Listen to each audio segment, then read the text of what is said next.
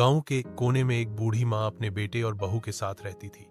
उम्र हो चली थी, हाथ पांव कांपने लगे थे, जबान लड़खड़ाती थी और अक्सर कुछ गिरा देती थी।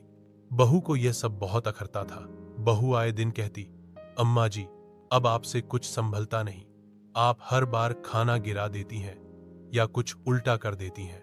एक दिन खाना खाते वक्त माँ का हाथ कांप गया और कटोरी जमीन पर गिर गई। बहू गुस्से में बोली, अब बहुत हुआ, कल से आप हमारे साथ नहीं बैठेंगी।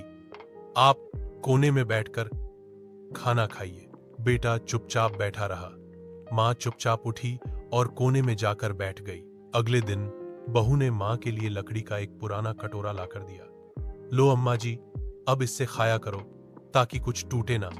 माँ ने कुछ नहीं कहा, लेकिन उसी शाम उनका 5 साल का बेटा आंगन में लकड़ी के टुकड़ों से कुछ बना रहा था। पिता ने पूछा, क्या बना रहे हो बेटा?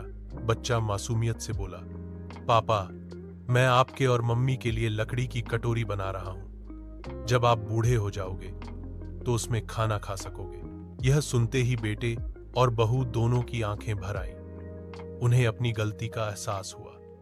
उन्होंने तुरंत मां को गले लगाया और माफी मांगी।